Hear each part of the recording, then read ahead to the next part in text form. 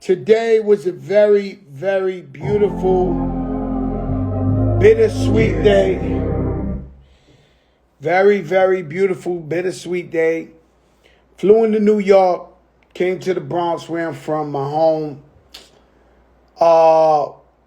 Celebrated the life of Fred the Godson. He's my brother. If you do not know who Fred the Godson is, he passed to COVID. Look him up. He was my favorite rapper. One of the greatest lyricists that ever lived. And today the Bronx did the right thing. They did a street renaming. Shout out to Ruben Diaz. Shout out to Ruben's man. What's homeboy who's from there, the councilman? Get his name. Great guy. And so I went out there. It was snowing. It was cold. But it was in honor of Fred. And I held back tears because I truly love Fred.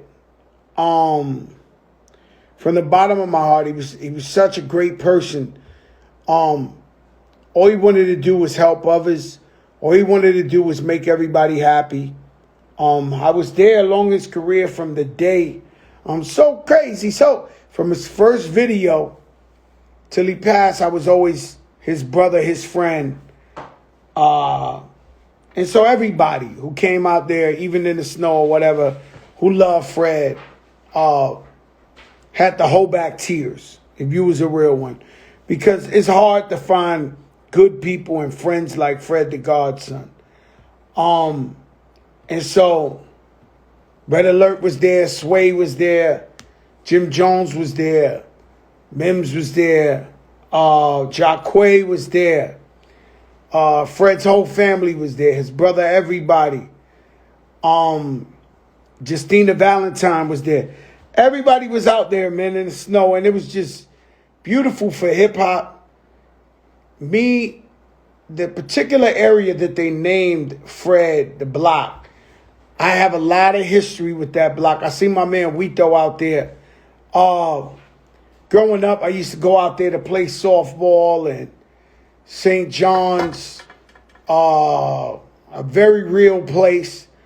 And I just remember when hip-hop was born, I used to go see the first Latino MC, Ruby D, play softball with the Ranch Boys in that park. And so it was amazing. Today, I woke up at 6 in the morning. Well, I couldn't really sleep last night. I was just like, you know, guys, y'all know I try to act like I'm tough. And I was trying to talk myself out of tearing while giving the speech for Fred. And, you know, I get a text 6 in the morning, 7 in the morning. And it's like, look, this is what we've been working on. And it's from my family at Rock Nation. It's happy to know that a brother from Marcy Projects just did another deal for $1 billion. Jay-Z found a way to sell half of Ace of Spades. Half. It ain't half for $1 billion. An estimated $1 billion. The stocks went through the roof after that. This man amazes me to know he comes from the projects, to know how he grew up, for him to do these amazing things and just won't stop getting this money. The man is he might end up the richest black man ever, to be honest with you. And so I'm proud of him. I hit him up today and I said, listen, man, usually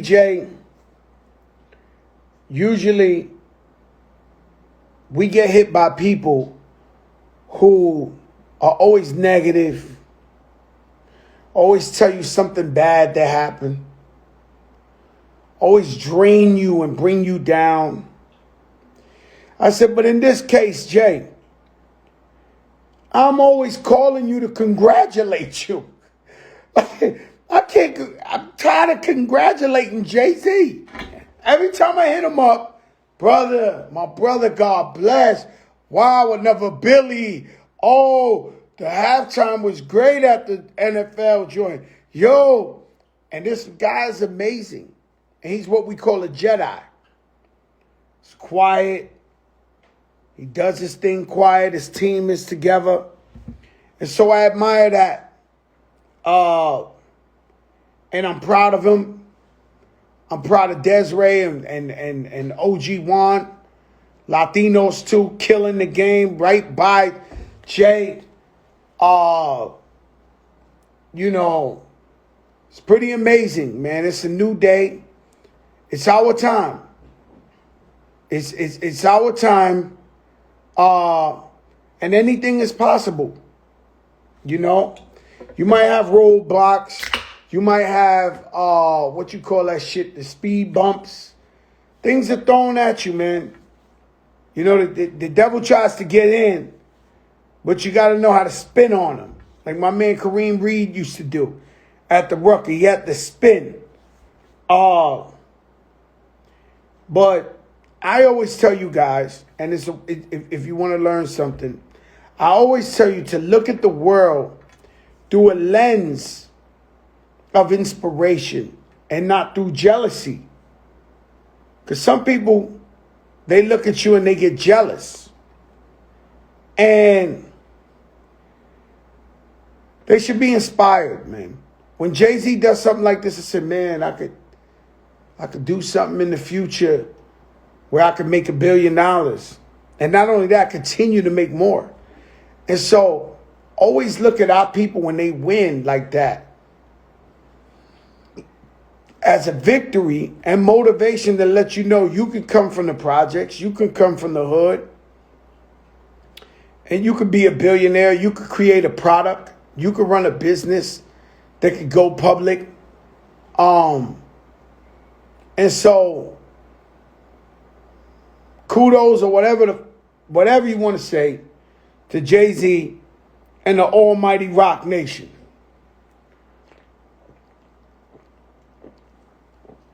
It's a beautiful time. It's a beautiful time to turn misfortunes around.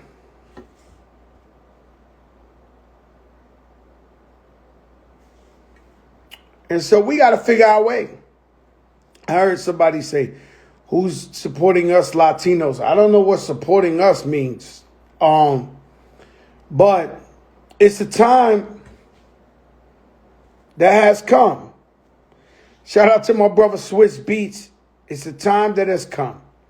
And if the numbers is going up in the population of the Latinos, sooner or later, we're going to find somebody to do this type of thing. Now, we have people who's been doing this. We have Gloria Stefan and her husband who damn near owns everything in Miami, who own the Latin Grammys. We have Chris Abrego on the West Coast, Mexican brother, who's selling companies left to right for $400 million. You got to know. You got to know that these things are happening out there, right? And so I'm from the bottom like you. I'm from the mud like you. I never made excuses. I roll with the punches. I never made excuses. And trust me, they try to finish me every chance they get.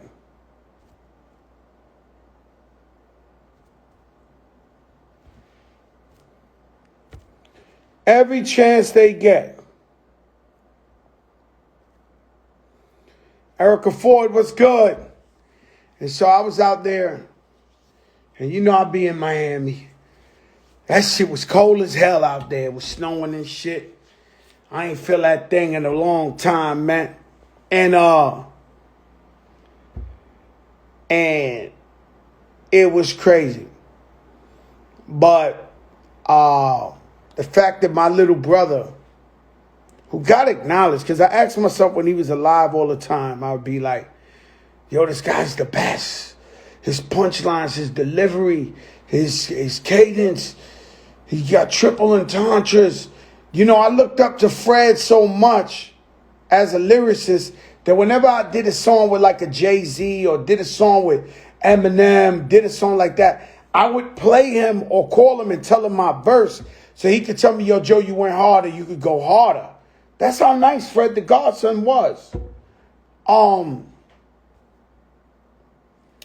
But it is what it is. Christian Dior, what's up, my brother? Fred the Godson Avenue. Ain't that some shit? I was so proud of my brother. I sat out there and I watched them unveil the sign and I was like, yeah, Fred. And when I looked out there, the shit looked like a Donald Trump rally. It was so much TV cameras out there. I was like, holy shit. Fred finally got his day. The cameras was out there. The people was out there. And I was like, wow. And I'm happy he got that moment. He deserved it. You got to find out from Ruben. Text Ruben, ask him what's the councilman's name. I don't know from here, but you got to text him to find out. Or Rafael Salamanca Jr. Rafael Salamanca is the elected official that gave Fred the block, who had the courage, who didn't go for all the stereotypes of, yo, that's hip-hop, this, that. Shout out to the police department. Kept everybody safe out there. You know, this is a historical day. And on the sad news today, which when don't we have sad news? Today we reached a milestone. 500,000 deaths of COVID. And we know that Fred the Godson passed away from COVID. My brother Full Flex, may he rest in peace. His mother Marina, Elena, a bunch of people we know. BK Meg from Brooklyn. Tough guys. COVID took down tough guys. And could have it been prevented? That's the question. And anybody outside or anybody you see me, I've really, no bullshit, been locked up in the crib and not in social events like that. So that shit is like shocking to me that I go out there to celebrate Fred's Day and everybody I love and know is out there, even though everybody got masks on. Everybody had a mask on, right? But I don't want to feel like I'm fake saying hi to people because, you know, Joe usually hugs you and this. And I noticed people were looking at me crazy because I was doing this. I did that to Christian Dior. He's on here. I did that to everybody, like give him the little dap. And I kept giving a couple of daps, doing my little sanitizer, giving a couple of daps, doing my little...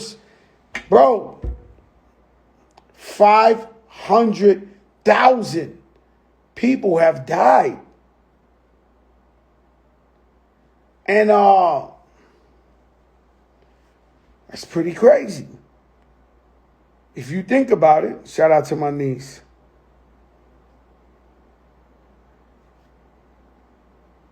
And so, but it's weird, you know what I mean? That you can't really hug your people. And I seen Marisol, I seen people I love, you know? And but it's like you gotta, you know, Red Alert. The man discovered me, put me on, met me at the Apollo. I won 4 weeks. #1 in the Apollo. Red Alert came to me. He's the #1 DJ at the time. And he said, yo, Joe, do you got a demo? I want to play it on my show. And us playing the demo, that demo turned into Flojo and became #1 in the country. But this man literally saved my life. And so I see him and I'm like, you know, I love you, Rad. I wouldn't be here if it wasn't for you, right? Safety first, Sway, always somebody of the community, hip-hop community we could count on, we could depend on. And just Fred the Godson's 2 daughters, so lovely. The family. I mean, it was really, really an honor Ja Rule, what's up, Ja? We got Swiss on here. We got Ja Rule on here. Christian Dior's on the check-in.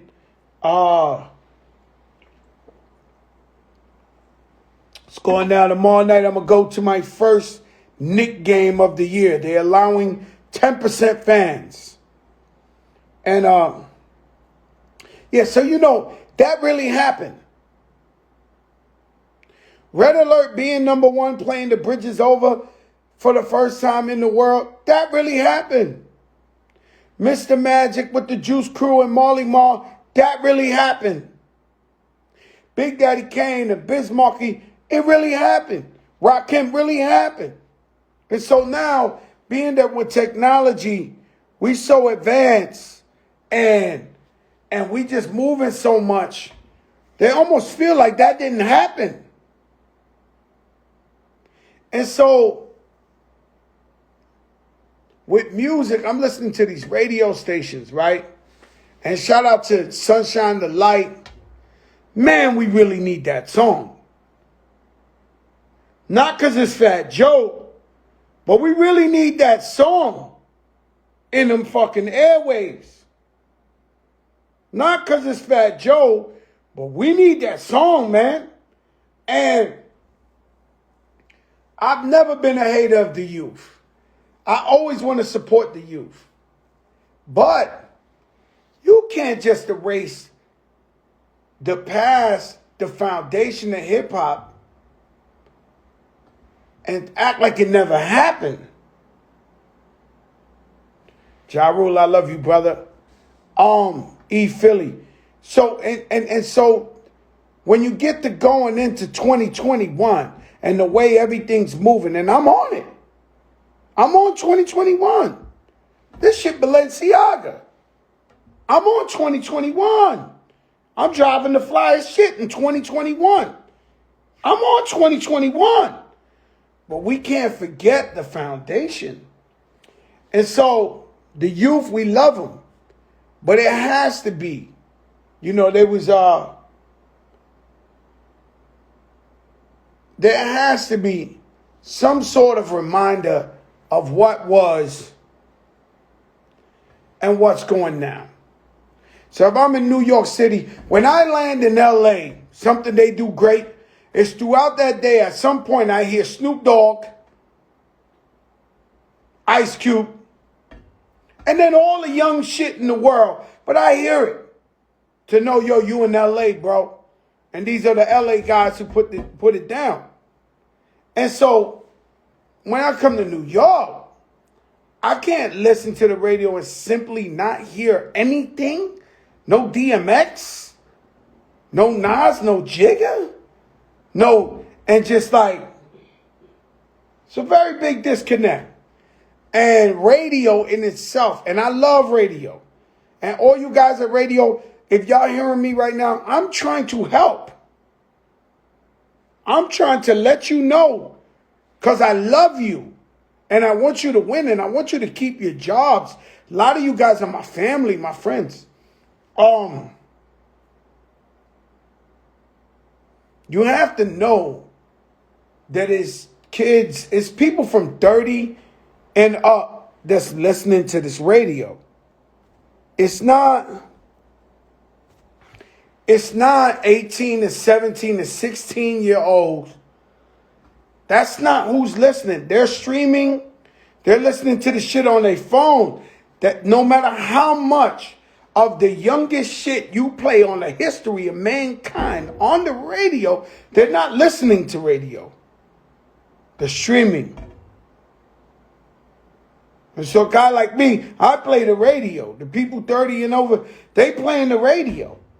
And if they can at least, if you can't play 7 young 16-year-old records and then one record we know, and Aaliyah, a Beyonce,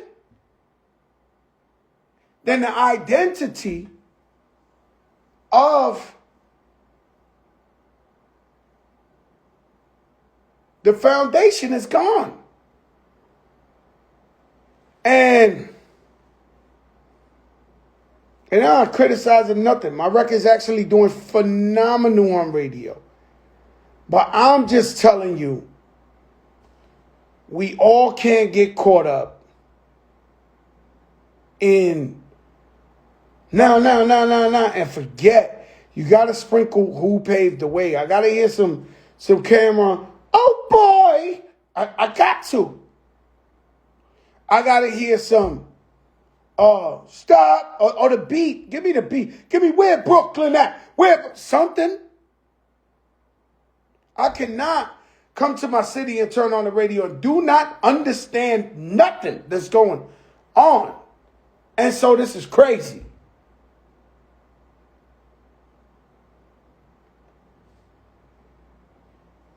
And everybody who works for radio knows I love them. I don't love them. I worship them. If it wasn't for radio, I would have never been here. I'm trying to keep it still working. The lights on. I'm trying to spark something in your head so you can know, yo, bro, this guy got a point. He's not criticizing us. He's not mad at us. He loves us either way. Somebody said Fat Man Scoop. Fat Man Scoop, my brother, man. I go back with him way too many years.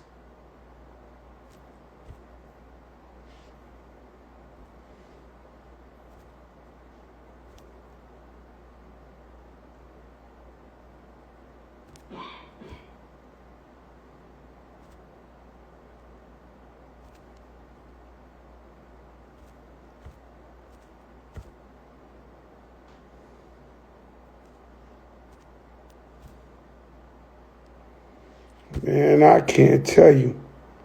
And so here on the Big Show, we represent the people. And we talk about everything. 500,000 deaths of COVID.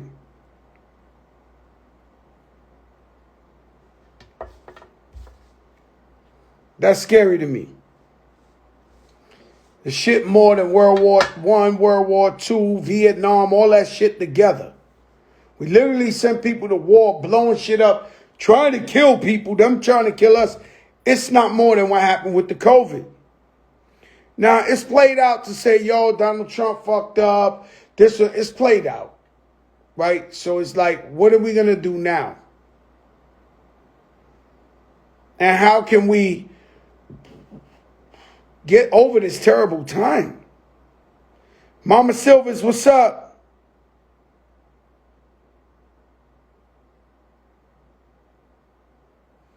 And so let me tell you something about certain people without saying their name. What happened? Yo, Rich, mind your business, man. You don't even know where I'm going with this. You do not know you don't. No, you don't. You do not know where I'm going with this. Rich players in the building. Uncle Dan's in the building. Y'all do not know where I'm going with this. Some people you might know, right? Some people, without saying names, new school rapper, whatever, might have a death wish. It's the only way to make sense. Shout out Raul TS. You never call French, Raul. The only way for this to make sense is some people so miserable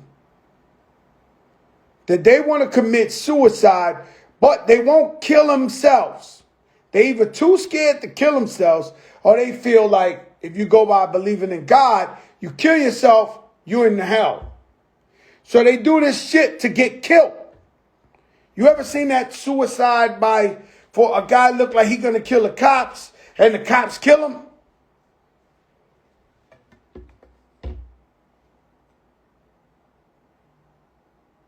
No way. Just material you might need. No way. They just locked up Chapo's wife for drug conspiracy. Drug trafficking charges in America? Yes, Virginia. Oh, God. Virginia what? At the airport in Virginia. Supposedly. So I'm looking at certain young boys, and they begging to die. Life is beautiful.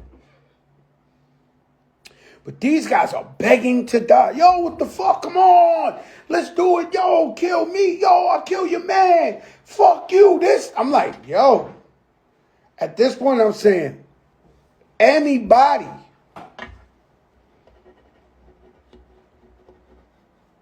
They killed Kennedy. They killed Malcolm X. They killed Martin Luther King. These are people that had thousands of people with them. Anybody can be assassinated. So when I see this young people, not young people, certainly one that keeps begging and going for it and knowing he's wrong and just begging and begging, I said, oh, this guy wants to die. This guy's miserable. He wants to become a martyr and he wants to die. And so, be careful what you wish for, young fellas, because once you go, you ain't coming back. Ain't nobody made a U-turn yet. And so I'm trying to make sense of it. I'm like, this guy wants to die. He's miserable. And so, it's sad out here, man. And when you look at the clout chasing everybody, even the old dudes, it's disgusting. I try to keep it clean. I remember somebody I really, really respect, Trick Daddy. I went on the radio with him and Trina, and he told me something that I hope people watched. He's like, Joe, I watch you on Instagram, man. You don't do too much, man. You rep your shit, but you don't do too much, man. Because we got guys out here, so-called respectable guys, trying to get a couple of likes or follows, that they just like making fucking asses of themselves out here on the ground. And I don't get it.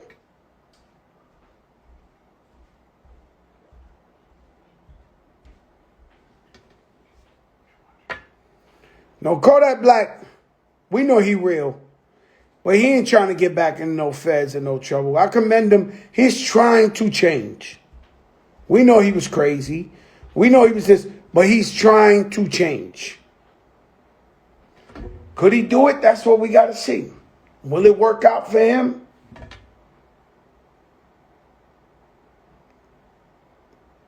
Let's see. I'm not talking about him. Ruben Diaz Jr. El Presidente. Shout out to all the politicians out there today. All the politicians out there today. I told them all we'll never see a borough president like Ruben Diaz, because before Ruben Diaz, I have never met a politician in the Bronx. I remember Gloria Davis. We would vote for her every year. Herman Badijo every year. We never seen these guys. It wasn't to Ruben Diaz that we met politicians in the street. So now I would figure that once he's gone, we won't meet nobody else again. So I say that on the mic. Ruben pulls me to the side. Man, that's messed up, man. We got like 3 people running for borough president that's in the crowd right now. I'm like...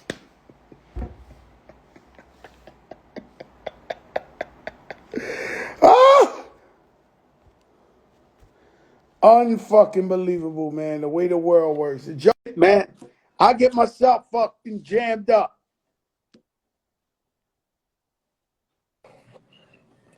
My guy. My brother. Yo. Meta World Peace.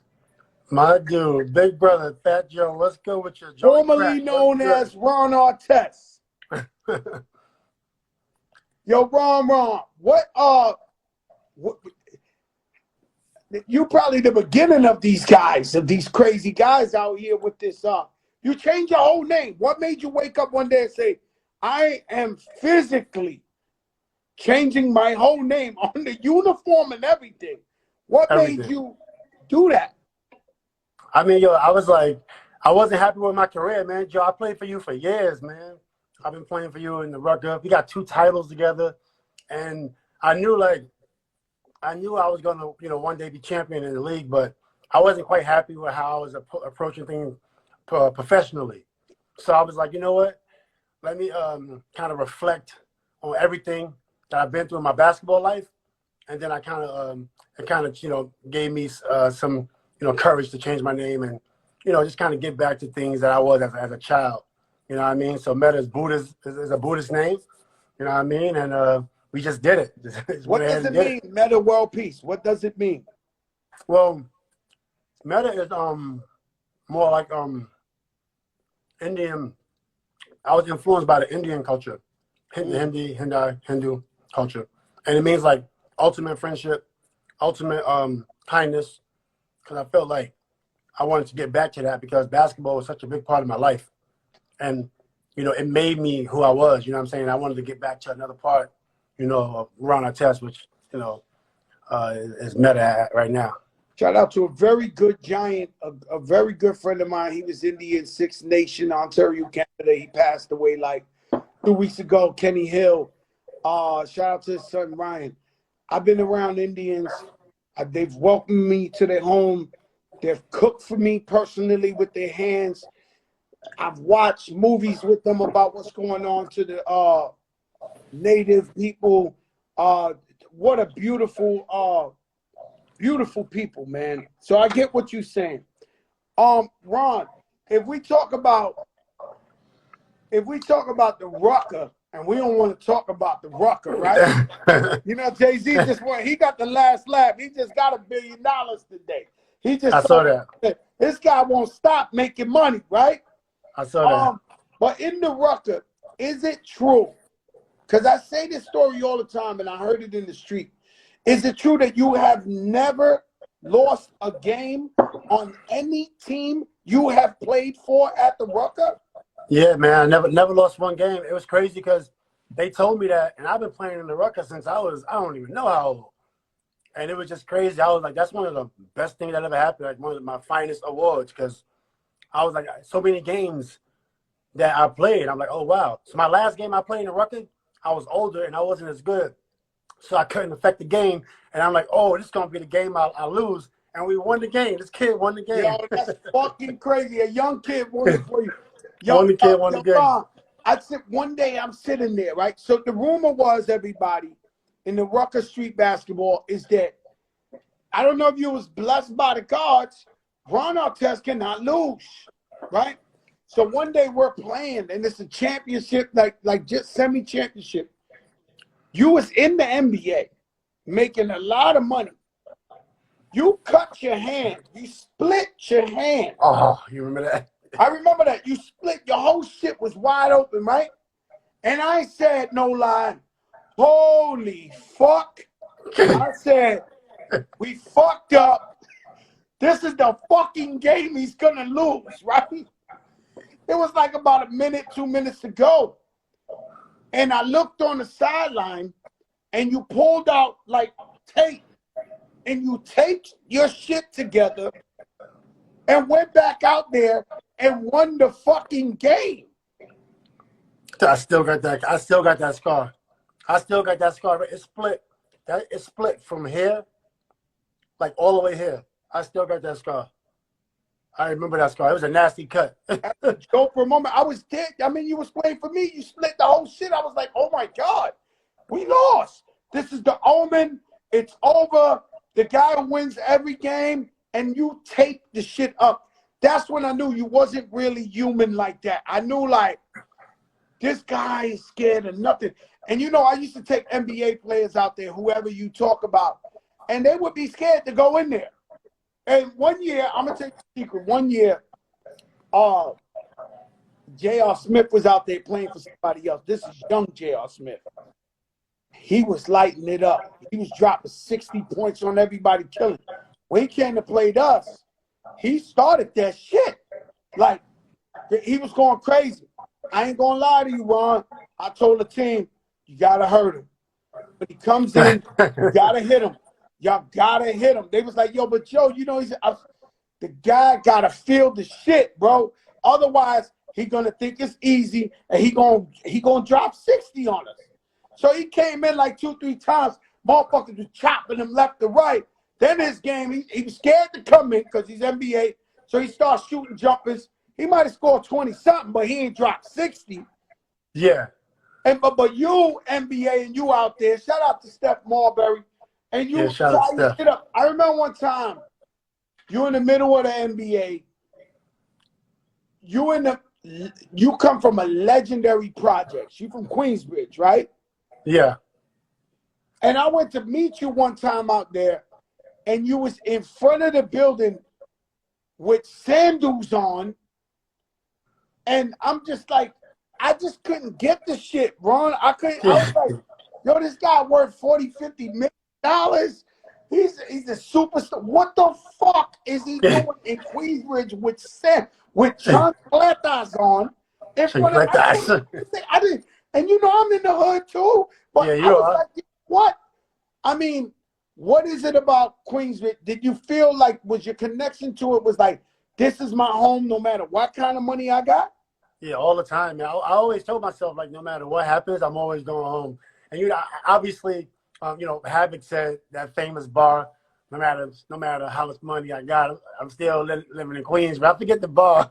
But, yeah, no matter how the money I'm going to still be from the projects. Yeah. These guys stab your face with the nose bone. Oh, so, man. When you were growing up in Queensbridge, would you seeing, like, Havoc? Would you seeing Nas? Was you seeing them out there? I didn't see Nas, like, because Nas was like, he started popping, I think, in '93, and he on the other side of the block. So, I mean, other side of the hood. So I didn't see Nas much, but I did see, like Havoc. Because Havoc and my cousin, they used to be real tight. They live on the same floor on 12th Street. So I grew up watching Keywan. You know what I mean? Like, before, I didn't even know he was Havoc. I just knew about Keywan. Keywan, and then and in your projects, did they know?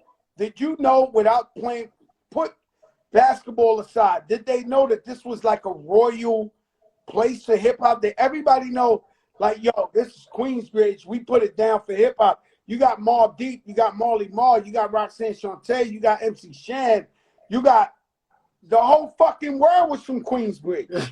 It was crazy. Like, when we was young, you didn't realize it, but, you know, outside was always fun. Besides, like, you know, little crazy gangster shit be happening, but it was always like fun, always a lot of people. And then when you get older, like 8 years old, 9 years old, 10 years old, it's like, yo, we got this rapper, MC Shane. Oh, who that? Oh, Nas. Oh, wow, who that? Oh, Nas, he a rapper. Oh my goodness. Roxanne Shante. Wow, Capone. Like, it just didn't stop. The Nature, you know. Then like Hostile, Nature, one of my favorites, boy. That boy nasty. Nature, one of my favorite. That boy nasty. Yeah, I used to go to Nature House every Thanksgiving for the Royal Rumble. every Thanksgiving. Every Thanksgiving you would go over there, hang out with him, and watch the Royal Rumble. Every Thanksgiving, I was hanging with his brothers. I didn't even know he was rapping. I was just over there with the younger brothers, with the Baxters. I didn't even know he was rapping. Wow, and like, I've been to Queensbridge with you. They look at you Ron. They never looked at you no different. They didn't look at you as NBA. They didn't, you know what I'm saying? They just they accepted you for you, and then you got to go to St. John's, and that's right there in Queens. Right in Queens. I was trying to stay right in Queens. Like? Man, St. John's was amazing. I mean, I forget the age I was playing with you, but I know, like, just being from, you know, Queens, going to LaSalle Academy, playing at St. John's. I was trying to play for the Knicks. I did 1 year, but I mean, it was a dream to play for St. John's, man. It's just like, I wanted to get a title there, but it didn't work out. I think the Knicks got a policy of they don't really bring people homegrown people. That's why I got so happy when they got Obi.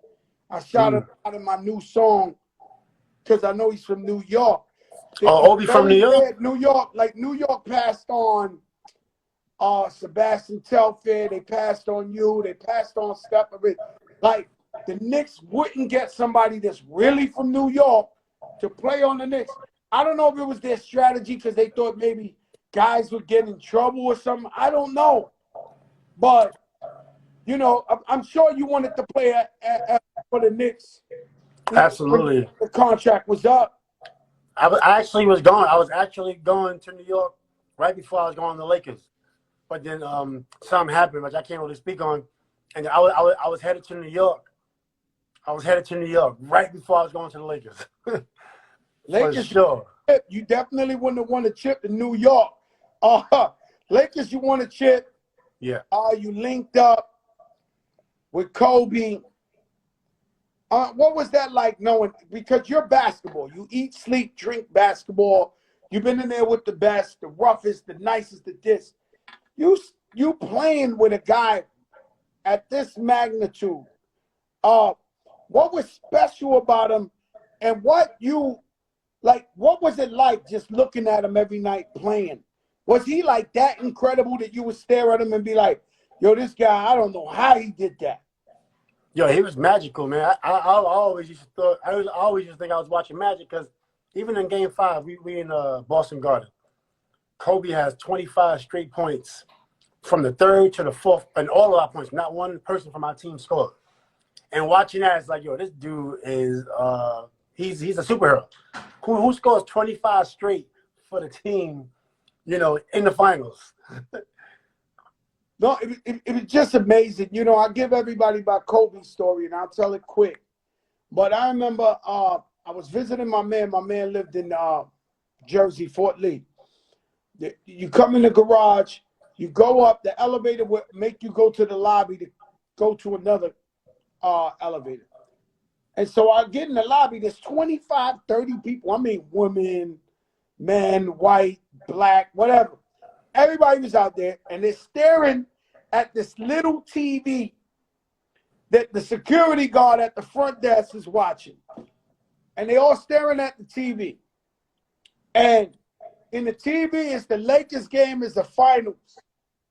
So they watch it. The Lakers are down like 2.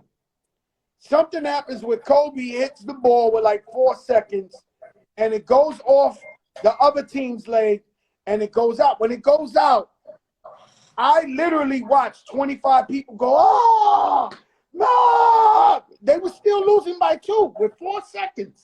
But everybody was like, oh, no. Oh, everybody screamed. Everyone knew that he was going to catch that ball and hit a 3-pointer. Yeah, probably. Curled around the pick, got the ball, and shot a 3-pointer to win the game. And I watched everybody's face, not just mine. Like, oh, everybody was like, I knew this shit. Yo, he was that clutch. Yeah, it's not easy. It's not easy to, like, I mean, even with yourself, when you make all those hits, like, you always have the hit coming. It's all, you know it's coming, right? And it's like Kobe. You know he gonna hit a big shot. It's like when, you know, and where, but you know it's coming, right? And it ain't easy. It ain't easy. Yeah. When you describe it like that, because throughout my career, I have put out hits, and I've sat down and had dinner with friends of mine and be like, knew it was coming. I knew you was going to put out another. And I'm like, you knew? I didn't know shit. Like, what the fuck? How you knew? Like, I didn't know. Like, I didn't know. And so you went over there, you won chips with him. You came back. What is life for Meta World Peace now, after basketball? It's been cool because so after basketball, I was going to coach. So I was coaching for the G League. I knew I always wanted to be a coach. And then I knew I had to put all my time into it. So I was like, what am I going to do after my career? I was going to do a couple things. I was either going to do 100% in rap. I always wanted to put out a decent album. Just being from Queensbridge, I always wanted to do that. And then I was going to do either I went to study my tour with you, Ron. I forgot that. Remember that? Yo, I went on fucking tour in Europe with you and your boy. One day I was going to fight one of your boys because we was telling jokes. And you know when you get, I got the best of him, and I kept killing him and killing him and killing him. I see his face started changing, like he started getting mad, like he ready to fight.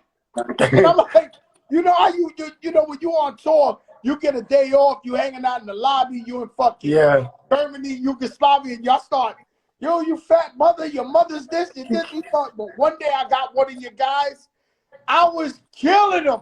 And he started getting mad, like he want to fight mad. You know, yo, but we had the best time. Rest in peace, Big Cat was with us, Yeah, right? Big Cap was with us. I had a great. Thanks for bringing us there. Hey, Man, remember that one time we messed the stage up. We was going on before you that whole tour, and one day we just put so much champagne and water. It took you like 45 minutes to get on the stage. You was clean like, yo, what the? stage without falling. Yo, that was one of the best times in my life, man. I Yo, ain't that gonna was lie fun. to you. Being with you and your crew. So you in Indiana, right? We gotta talk about it. You in Indiana. I think it's Steven Jackson's first fucking game. Yeah. What is Steven Jackson's first game? And when y'all get into this brawl, Oh, that was 7. That was 9 games into the season. but he just got down with the team. Pretty much, he just got down with the team. Yeah, my guy Steve Jackson. He went in there like keeping it real. He was helping his boy. He was helping his team. Steve is a good dude. He a loyal dude, man. He'll do anything, anything that it takes for his team to be safe and be happy. He was always like that. I wish it would have never happened because it just wasn't good. Steven Jackson is my brother. When he was in the Nets, he came to the Nets. He had a 10 day. He came on a 10-day. Right? He was playing with Stephon, and then they renewed the 10-day and 10-day, and we took him under the wing. We used to hang out with him and loved him. And I remember one day he was in my crib in Jersey, and one of my friends played a game on him, and they said, yo, man, they said, the guy in the house next door, he's racist.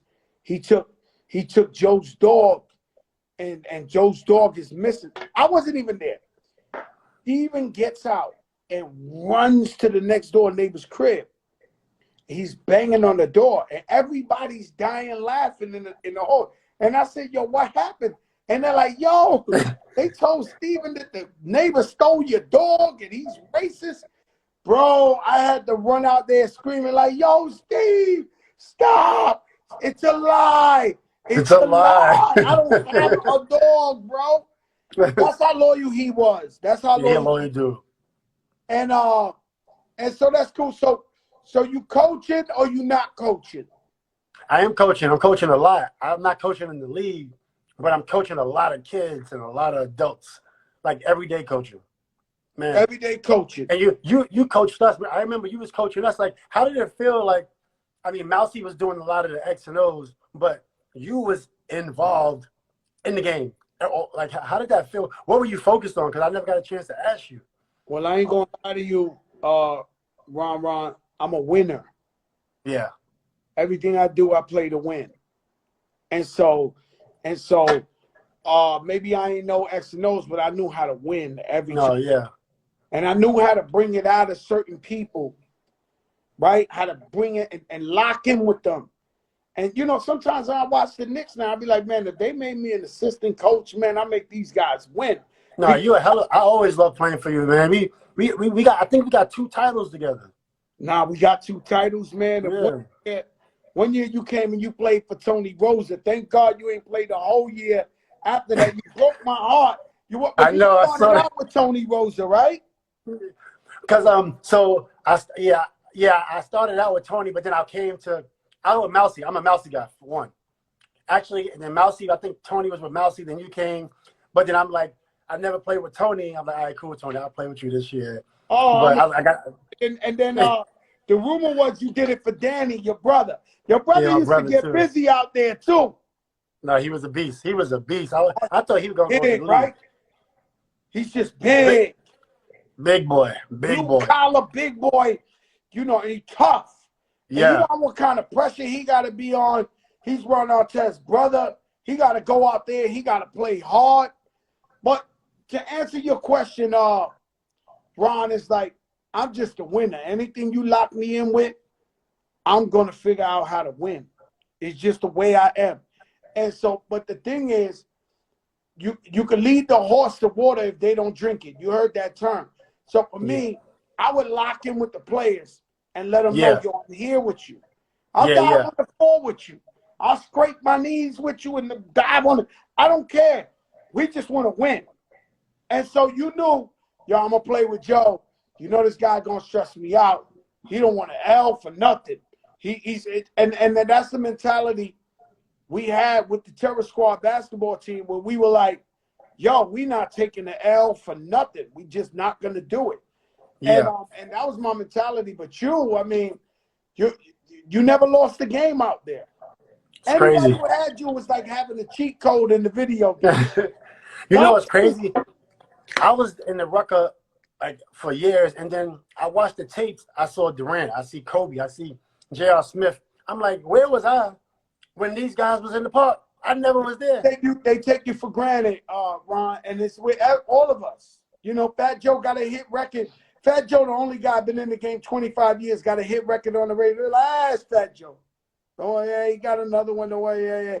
They take us for granted. You was there every game. They take you for granted. Somebody comes, oh, my God. And Durant, I was there when Durant, yo, boy, he gets mad at me. To this day, I don't think Durant loves me because I always tell a story. He came to the Rucker. He dropped like 80 points, Ron. Yeah, 66 points. I remember that. It was like 10 minutes left. And so these dudes was mad that was playing against him. Remember White Chocolate and all that? It wasn't bums either. And he shot 80. He was shooting from like, they was taking the ball out. The team he played for, he must have told them, yo, give me the ball every time. And so they was taking it out, just throwing wherever I mean, this guy was not half court. He was 3/4 court with 5 guys jumping in the air, dropping them. So he scored like 80. They started to push around. They got mad. They was going to fight him. They were so mad that he was embarrassing them. So they rushed him. He ain't run out. He ain't no punk. They escorted him to the truck, and it was game over. I tell the story because when he left in the truck, I pulled up on him. He gave me his number. We kicked it. I know what I saw. Like, I was there, and I'm picking him up. He scored like 81 points. Yeah, he was killing. I saw the highlights. Yeah, they was sick. They was devastated. The guys he played against, and they was really trying to stop him. Shout out to A Butter. A Butter's on the check-in. A Butter, what's good? That's my homie. So, Ron, let me ask you a question, and we'll let it go like this. And you know I love you, my brother. Same here. Top 5 Rucker players of all time. Top 5 Rucker players of all time? Yes, I would say Joe Hammond. Wow. Joe Hammond. I would say Skip to My Lou. Woo! Definitely Skip to My Lou. I would say maybe Alimo. I mean, Alimo made a lot of noise up there. You know they love Alimo. Everybody got their favorite. Some people say Jay-Z, some people say Nas, right? Alimo, may he rest in peace, was phenomenal, but he never really touched me. Like, I never looked at him and was like, yo, this guy's incredible. But they loved him. They thought he was the greatest in the world. He was pretty incredible. When I played against him, I was like, just playing against him, he was pretty, I thought he was a pro. Slick. Yeah. Black. Smooth. Smooth. Oh. I actually brought him out to Indiana one year to train him. I was training him for a little bit, trying to get him back right, but by that time it was over. You know, I got Kareem Reed a tryout with the Knicks when Isaiah Thomas was in there, and they was like, yo, he's out of shape for NBA. But I tried though. Like, I really tried. Like, yo, Kareem was a hell of a player. Best kept secret was a hell of a player. I was always surprised he wasn't in the league. I just maybe timing, but I always respected his game, defense, pass. That gotta be hard, right? Where you know your timing is off, and you should have been in the league. Yeah, because Kareem, Terror Squad, we would have never won those chips without Kareem Reed. His IQ, he was so smart. He always knew who to give the ball to. He always knew what was the last play of the game to make. People don't understand. There's players out there that are athletic. There's players that could jump out the room. But it's the brains that's going to win at the end. He always knew the right play to make at the last second. A Butter keeps screaming, "A Butter, A Butter, A Butter." Hey, Butter was great. Butter was A real. Butter was one of my favorites. Top 5 dead or alive out there. There's a lot of guys. I like Homicide. Homicide had some good games. Homicide came on late though. He came on late. We didn't really hear about him until like he got older. But A Butter was around for a little minute. This guy, Definitely. his handle was. Yo, the Bone Collector was a problem out there with his hand. You remember the Bone Collector out there? What? He would come to me every year, right? And shout out Bone Collector if he's watching. He would come to me every year and say, "Crap, I'm ready to play for you."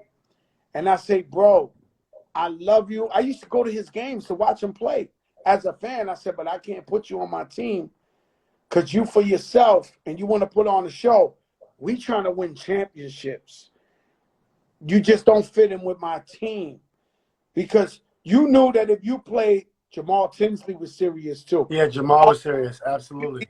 You knew if you played with my team, you knew when you signed up that year, Joe wants a chip. Joe don't want a close but a cigar. He's going for the championship. That guy, I was scared that we would go into the finals, the crowd would be going crazy, and he'll start doing some dumb shit, and we'll lose the championship. Yo, I know you didn't play that. You was. I like playing for you because I could just play defense. I never was like doing any tricks, and you loved that shit. Yo, and I always spotted the weakness. Yeah. And so my weakness was like, oh shit, Dorian Grant. Yo, hold up, back up. Dorian got the mismatch. Give it to him. Give it. And if I knew that a team was sized up wrong with us, like I didn't care. I would cheese it. If I knew that we had John Strick, rest in peace. R.I.P. John Strick. The guy playing defense on him, there's no way he could stop him. He's either going to score with an and one.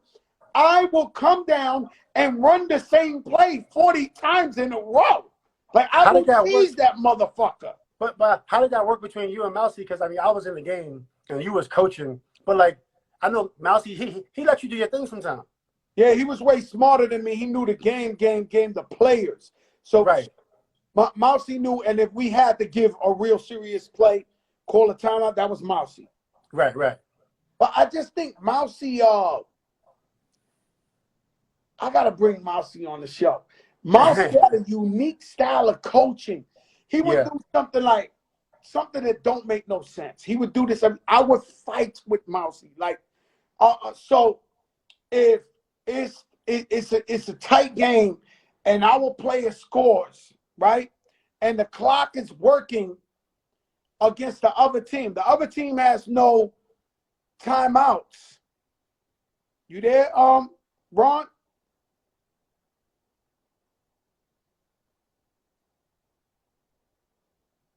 Oh shit. Damn, he looked jammed up. Can y'all hear me? Damn. So what I was going to say is if we trying to run the clock out and it's a tie game and our team scores and we know that other team don't got a timeout and what they need is time, he will call a timeout. He'll pat the player on the ass that scored the point and call a timeout. That's exactly what the other team needed, but to him it was a form of like rubbing it down their face. It's something I wouldn't have did. But he would argue. Sometimes they would have to throw Mousy out the park because he would argue with rest in peace, Greg Marius, and everybody. Mousy was just arguing with everybody. He just like fucking with everybody out there. But I really wouldn't have been nothing out there if it wasn't for Mousy. So shout out Mousy. My niece is on here. That's crazy. Every day, China was on here earlier. She don't even be on the show like that, but we talking about Mousy and Ron Artest. Listen, guys, put God first. God is the greatest through good and bad times, no matter what. Believe in God. God is going to guide you through. Let your darkest moments bring your most clarity. Shout out to Ron Artest, a.k.a. Meta World Peace. I love that brother. He's one of the best people, the kindest people I've ever met on earth. I thank him for all the years of brotherhood and friendship. He's been amazing to me. Guys, Fred the Godson Day. Rest in peace, Fred the Godson. Congratulations, Big Hovey Hove. You got another $1 billion. Another $1 billion. And we're proud of you. Thank you for the inspiration, Hove. Thank you for the motivation, Rock Nation. Thank you so much. DJ Surge on the check-in. I see you tomorrow where our guest is Lorenz Tate. Dead Presidents. Power. Let's get to it. Peace, y'all. Put God first. The big, big, big, big, big. And you don't know who I know.